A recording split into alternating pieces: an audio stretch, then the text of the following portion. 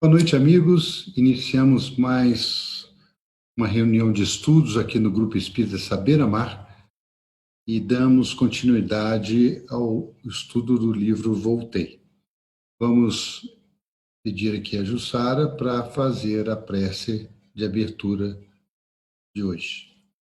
Boa noite, amigos.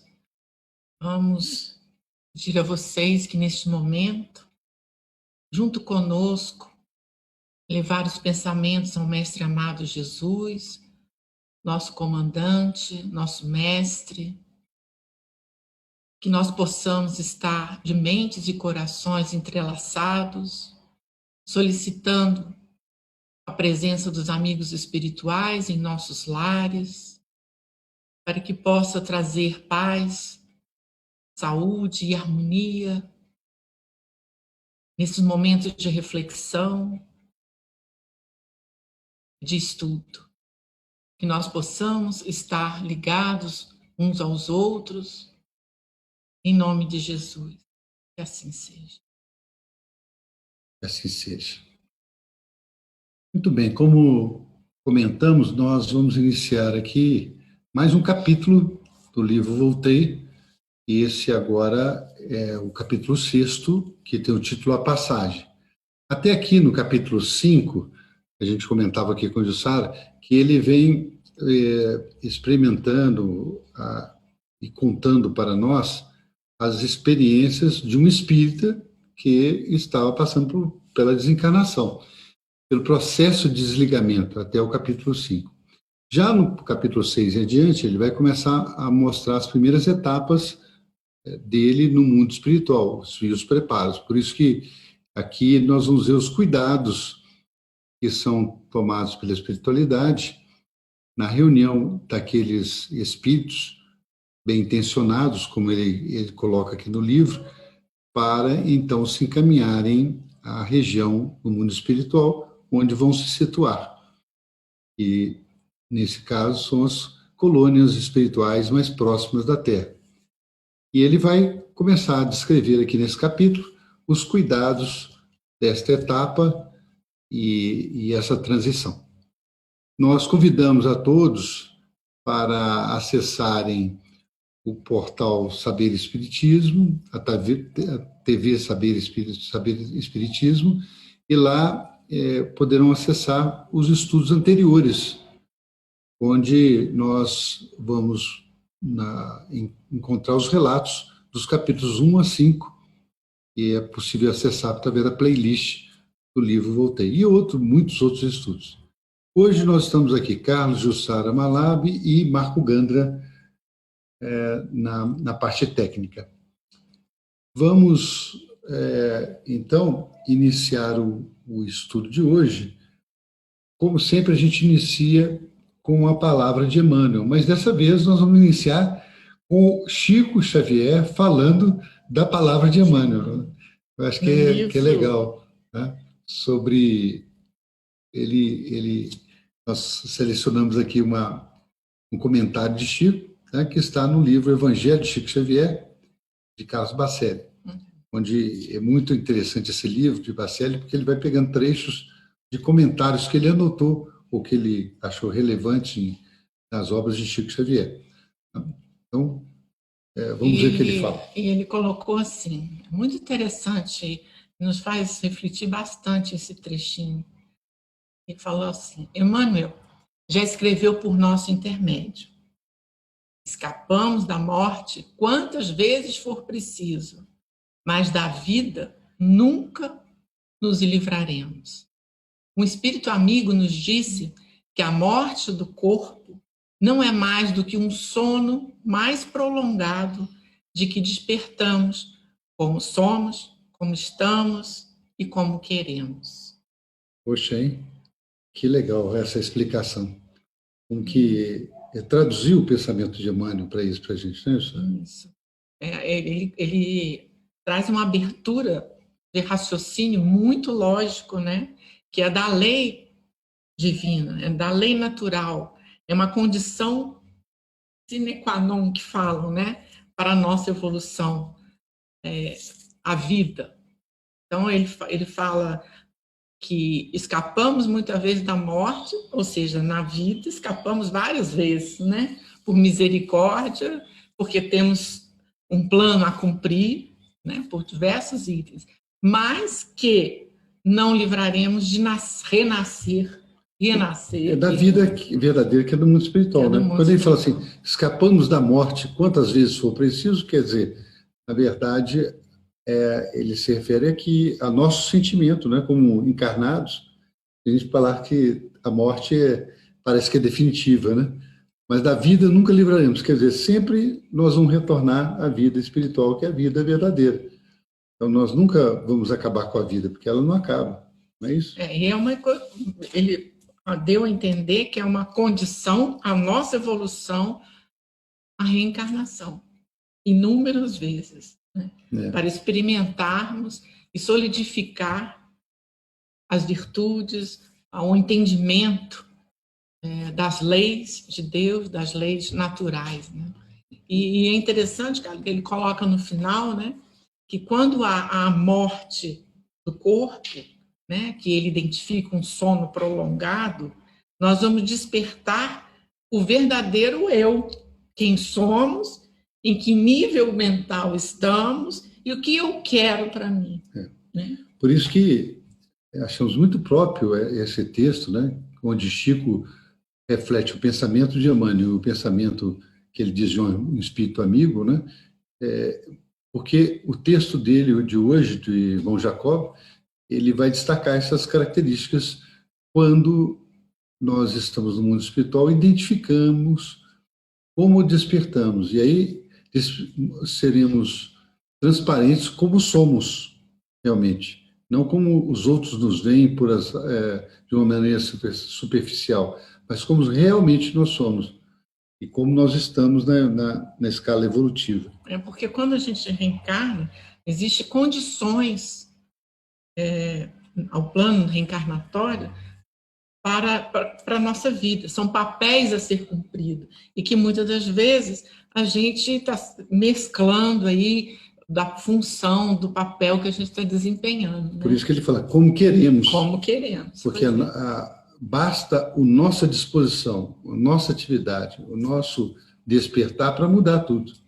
Isso a gente vê muito nas reuniões mediúnicas, nos relatos dos amigos espirituais, quer dizer, tem que haver essa disposição nossa interna. A vontade, igual o Leon Denis fala. Né? Por isso que ele termina de falando assim, como queremos. Vamos seguindo para o primeiro item aqui, onde ele vai comentar a introdução desse capítulo, que é título A Passagem. E ele fala assim, posso hoje dizer que os elos morais são muito mais fortes que os liames da carne.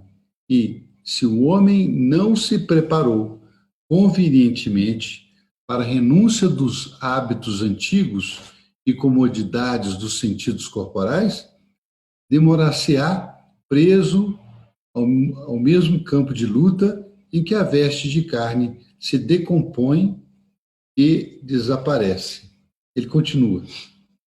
E se o homem complicou o destino, assumindo graves compromissos à frente dos semelhantes, através de ações criminosas, debater-se-á, chorará e reclamará embalde, porque as leis que o mantêm coesos os astros do céu e as células da terra lhe determinam o encarceramento nas próprias criações inferiores. Se o bem salva e ilumina, o mal perde e obscurece. Bem, nós podíamos ficar aqui hoje a noite toda, no estudo todo, só comentando essas duas. Divagando sobre isso. Né? Comentando sobre isso, né? Ele diz que agora ele tem certeza, que ele entende melhor como que são fortes os liames da carne, e que são os hábitos nossos, né? Todos os tipos de hábitos que nós temos, e que ele diz hábitos antigos e comodidades dos sentidos corporais.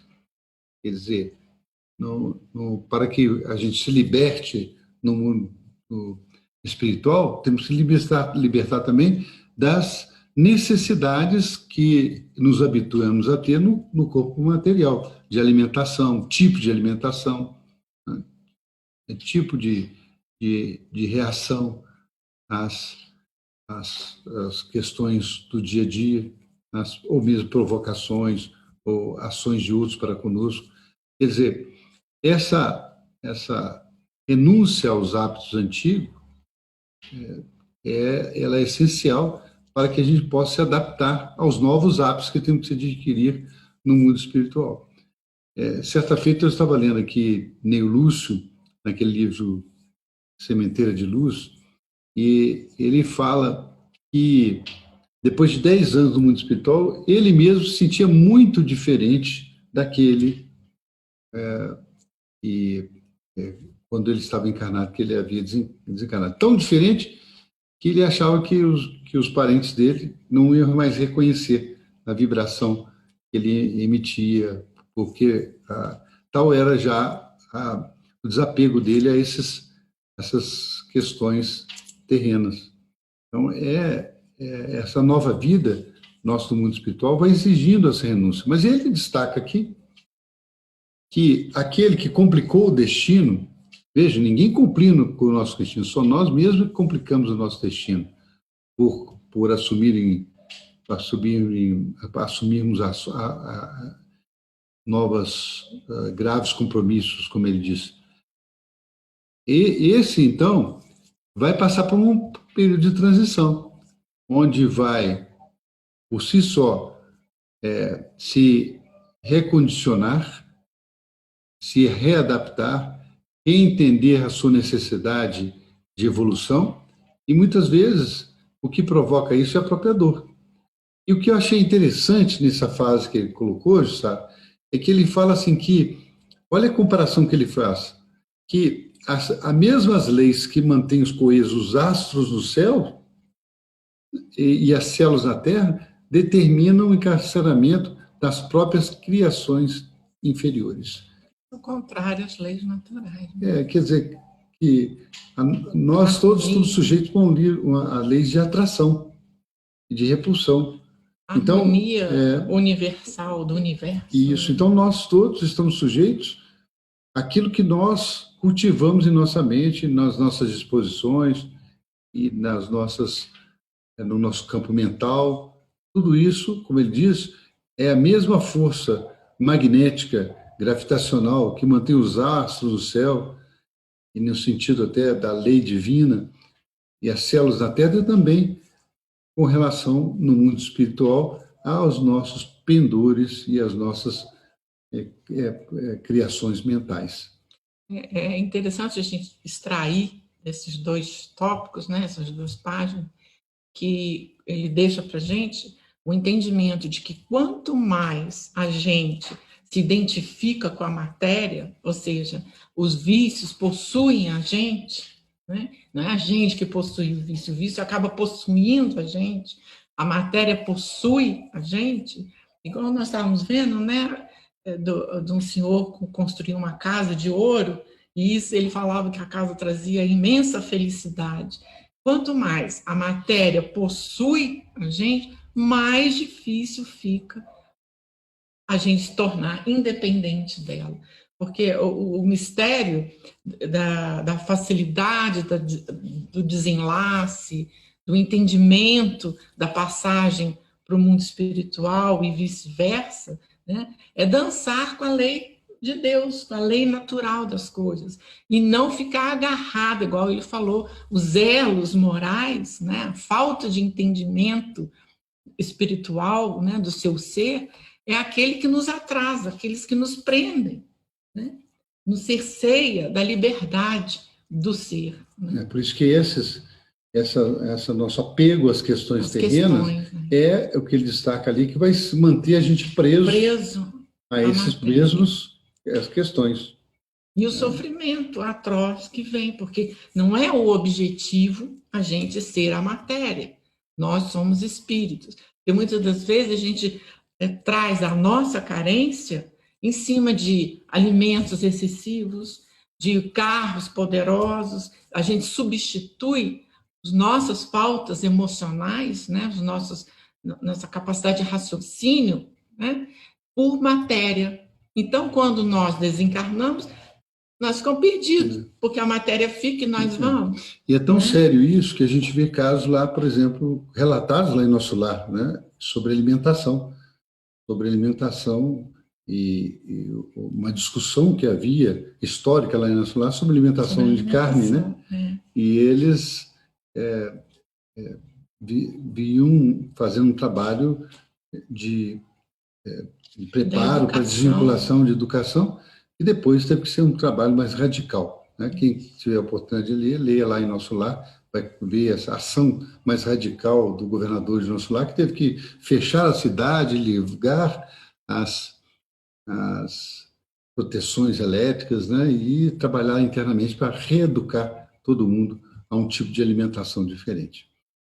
Por isso que, no final, ele, muito condizente com o que você falou, sabe? Ele diz que o bem salva e ilumina, e liberta, enquanto que o mal prende e obscurece a nossa visão. A gente fica dependente das coisas materiais. No livro dos Espíritos, eles colocam muito, os Espíritos nos advertem muito sobre o que é necessário e o que é supérfluo em nossas vidas. E é muito importante a nossa educação, adquirir esses novos hábitos do que é necessário, né? Isso. Vamos seguindo, então, né? Aí ele vai falar sobre a posição de expectativa dele, né?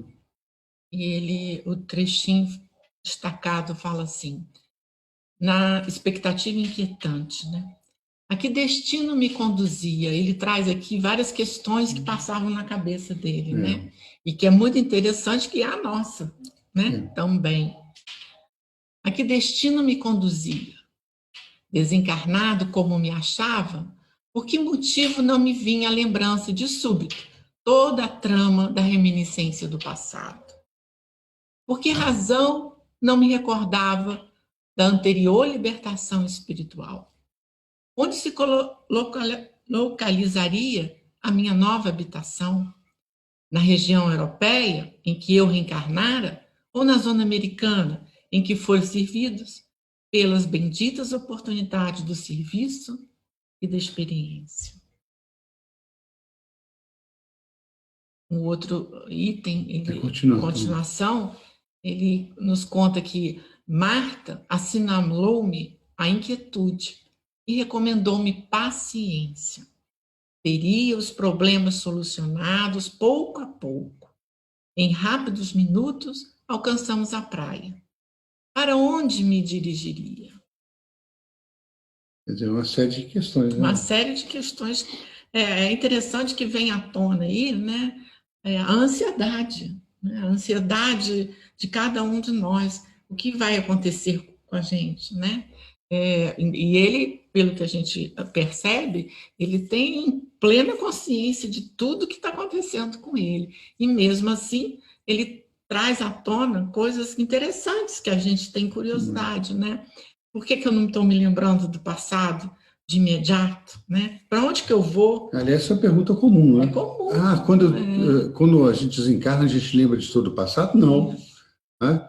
Por quê? Porque é uma bondade divina. Imagina se nós lembrássemos de tudo que nós fizemos, as dificuldades todas que nós criamos, nós realmente perderíamos até a capacidade de avaliar uma posição que nós estamos naquele momento. E as coisas não são mágicas assim. Exato. É tudo... Nada é tão repentino e mágico, assim, maravilhoso. Quer dizer, aos poucos. Tanto que lá em Nosso Lar existem gabinetes especializados para preparar as criaturas para enxergar, relembrar o seu passado. E o caso lá da Dona Laura e do Sr. Ricardo... Não por curiosidade, mas com o objetivo de preparação da reencarnação. Né? Eles mostram lá, que comentam em Nosso Lar, que eles tiveram acesso às reminiscências de 300 anos de encarnação deles, passadas, para se preparar. E perguntaram por que então não tiveram mais de 300 anos? Porque eles não tinham capacidade de suportar mentalmente as questões anteriores a 300 anos. porque até para aquele plano importaria só os 300 anos, não tinha necessidade.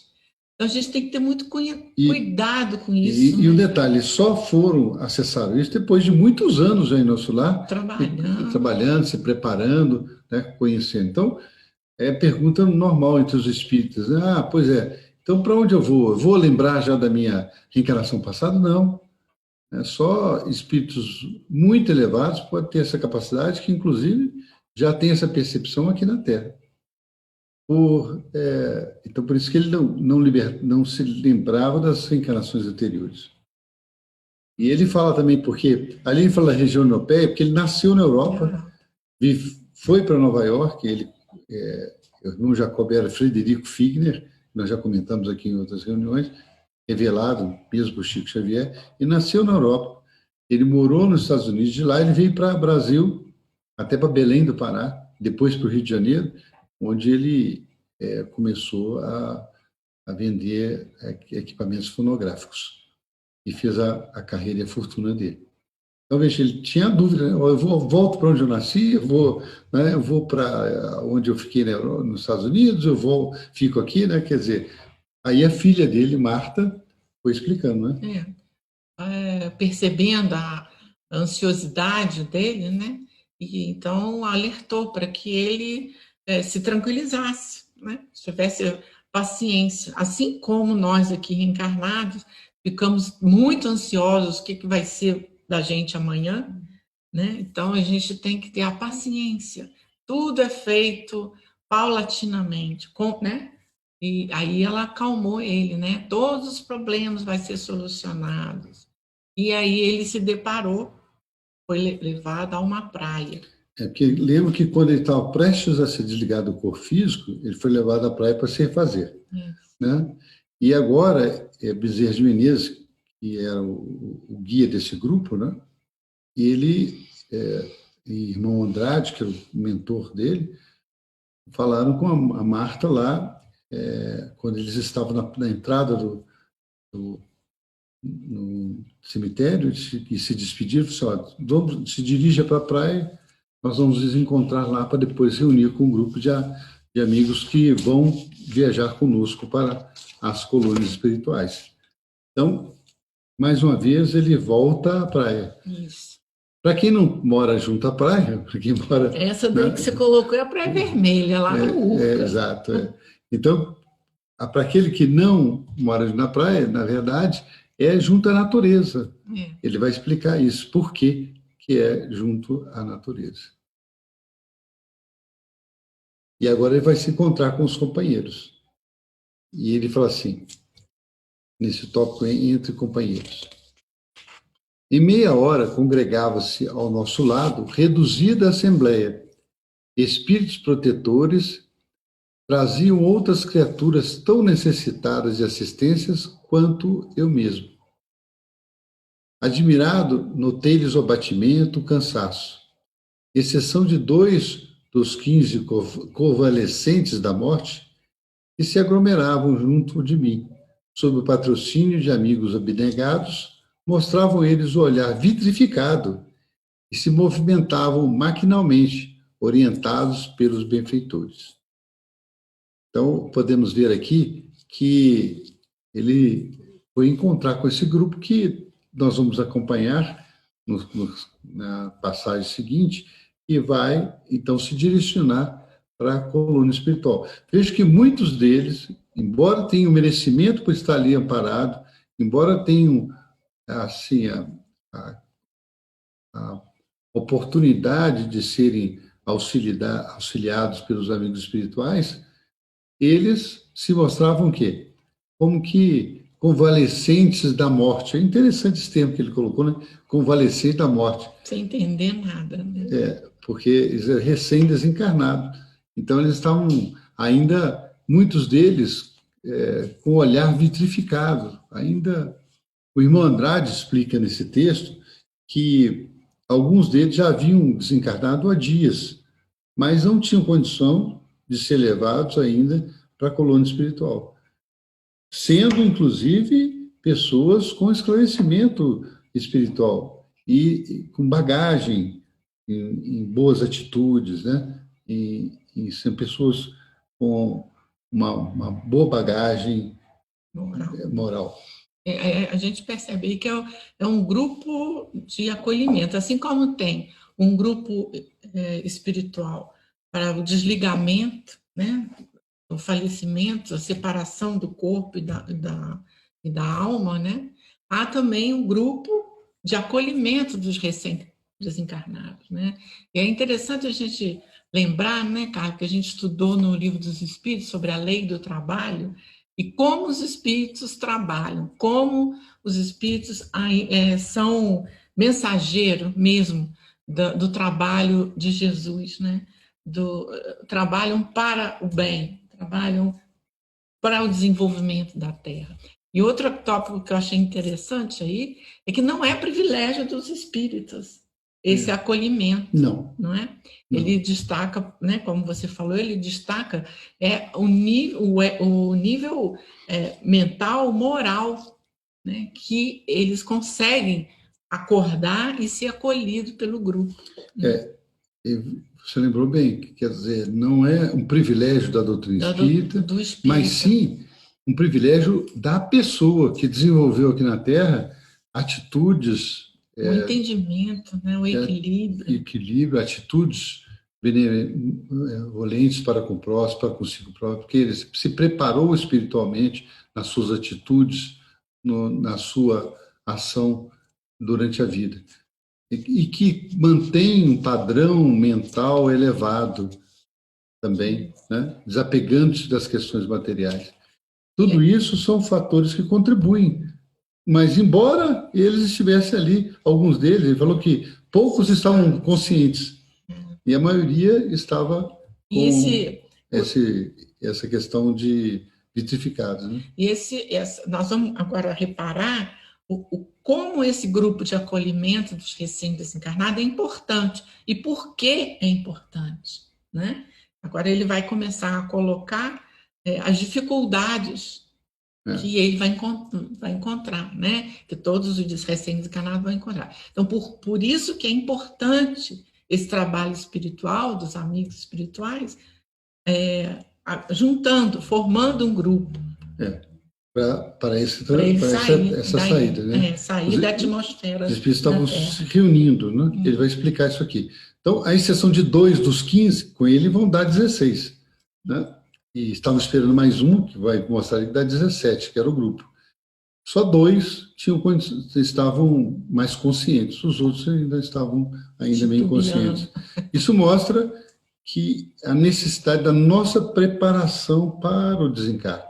Nossa preparação não é, vou morrer, vou fazer... Não, é preparação mental durante a nossa vida.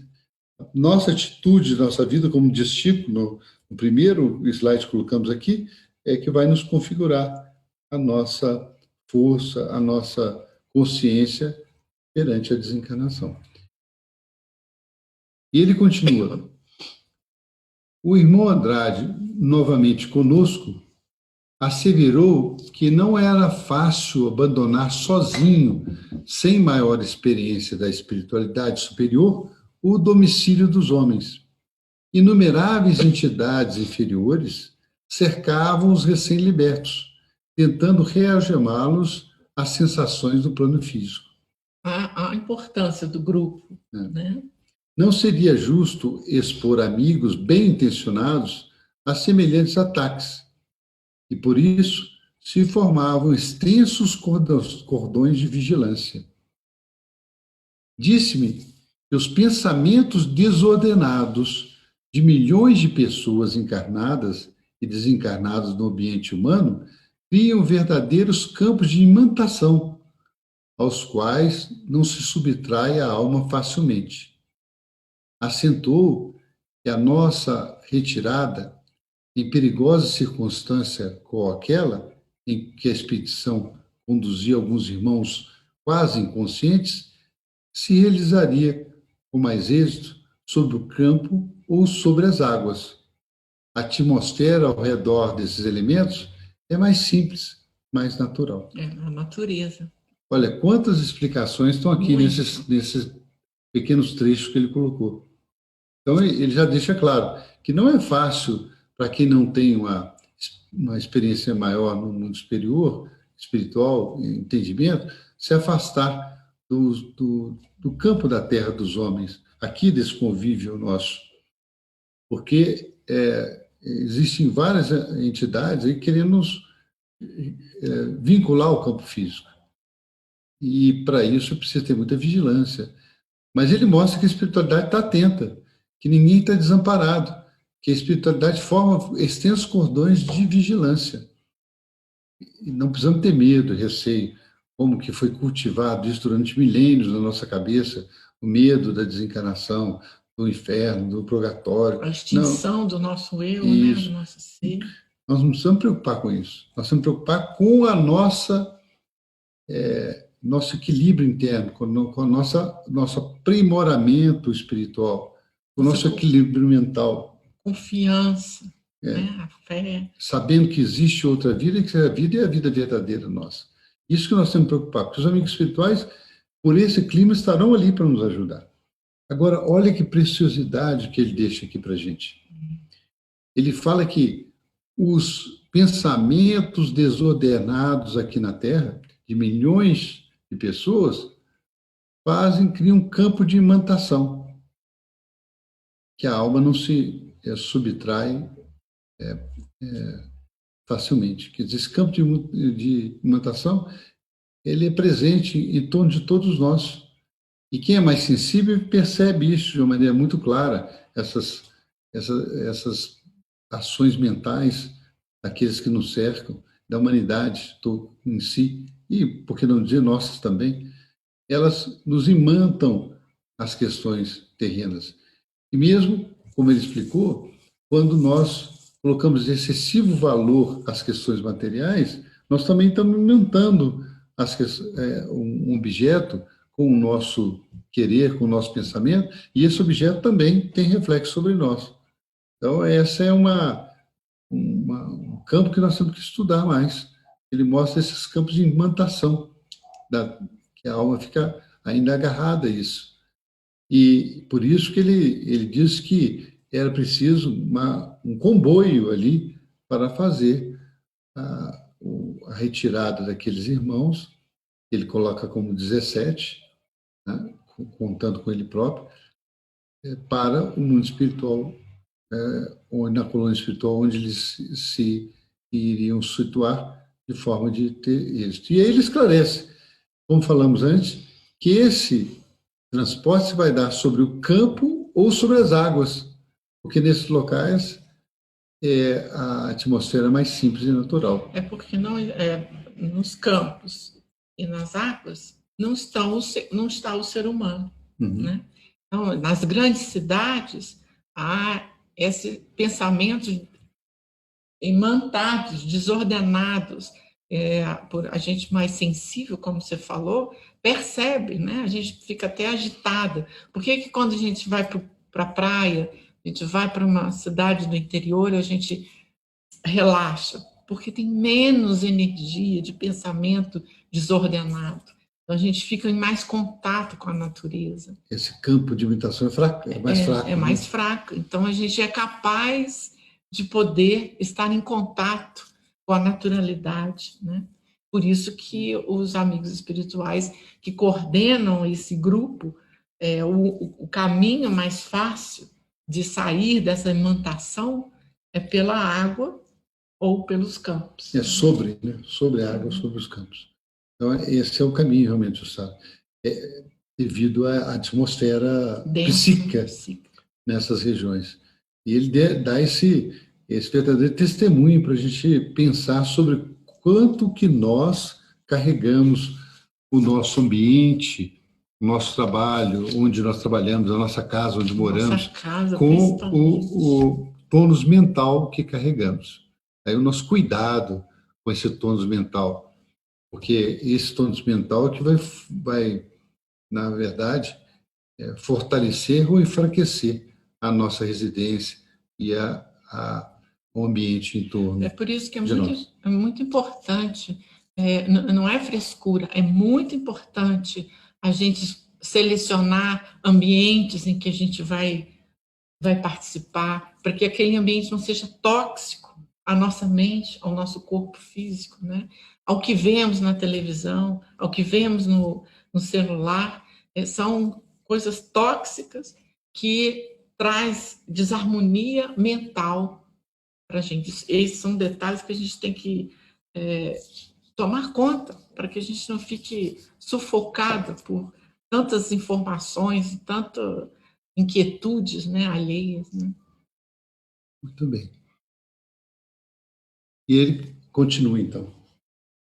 Tive a impressão de que Bezerra era o supervisor da viagem. Organizou os grupos, distribuiu instruções e estimulava-nos, vigoroso e otimista, um a um, fazendo-me sentir que ainda nos demoraríamos um tanto, aguardando uma professora de bairro distante. Escoaram-se alguns minutos e a respeitável senhora, ladeada por 2 benfeitores, acercou-se de nós. Reconheci-lhe a elevação pela invejável serenidade. Formosa alegria pairava-lhe ao semblante calmo. Saudou-nos a todos, simpática e feliz. De todos nós, a recém-desencarnada que ali nos reuníamos era a única de cujo peito irradiava luz. Identifiquei-lhe a humildade cristã, a evidente superioridade que a distanciava de nós parecia afringi-la, tal a modéstia que lhe transparecia das atitudes. Mais um conjunto desses 2 slides que relato que é muito rico para a gente, né? Muito mesmo. Você vê, tudo estava, o número de desencarnados para fazer o grupo já estava pré-determinado. Olha que organização. Pois é. Que beleza, né? E o Bezerra de Menezes é uma entidade de elevação, de elevado, né? Quer dizer, que é uma entidade que tem uma grande experiência, né, no atendimento aos necessitados, e ele foi o supervisor desse grupo. Desse comboio, né? Desse comboio. Então, vem que entidades desse grau espiritual estão aí desenvolvendo atividade junto aqui na Terra. Não estão lá, como a gente às vezes acha, sentado tocando harpa. Né? Então, podemos chamar o Bezerra de Menezes do anjo, né? Tal a elevação dele. Estão aqui trabalhando, organizando grupos de atendimento, e ele distribuiu ali as instruções. E não só deu instruções, mas também estimulou com otimismo, com palavras dando segurança, né? De ânimo, palavras de esclarecimento, um a um. Vejam que é um a um. Não foi falando ao grupo, mas ele teve atenção a um a um. Coisas que nós temos que realmente desenvolver, até no nosso grupo de trabalho. Né? Aqueles que desejam liderar na doutrina espírita, em qualquer tipo de trabalho, mas devem imaginar que a sua responsabilidade é maior com relação ao grupo e a forma de tratar esse grupo. Ela é o exemplo dado aqui por Bezerra de Menezes. Ele respeitava a individualidade de cada um. Né? Então, muitos desejam liderar, mas o verdadeiro líder é esse, que não se destaca como líder, mas ele assume naturalmente essa função pela sua superioridade e pelas suas ações em auxílio ao próximo e de entendimento da necessidade do próximo. Aí o Jussara vai dizendo, né, que eles estavam aguardando alguém, né? Ainda não partiam, né? Parece que estava esperando alguém. E ele fica maravilhado quando ela chega, a recém-desencarnada chega. Ele até explica, ela era uma professora do subúrbio da cidade, né? Isso. Que fazia parte desse comboio, né? Já estava até que meio predeterminada a desencarnação, né? E ela tinha tanta luz assim natural dela que a luz saía pelo peito, né? E pela humildade dela ficava até constrangida de ter aquela luz saindo, queria evitar, mas eu não conseguia, né? Não tinha essa capacidade ainda. E ele vai dizer ali no texto que ele ficou, de certa maneira, até com ciúmes dela, né? Que ele, um espírito de destaque, com bastante conhecimento, não tinha aquela capacidade que uma professora que poderia ser intitulada como humilde, mas que, na verdade, é uma professora que tinha o mais importante dentro dela, que é a bagagem da elevação espiritual pela dedicação que ela tinha aos seus alunos. Nós vamos ver mais à frente, talvez no próximo capítulo, a recepção que ela tem pelos alunos dela no mundo espiritual.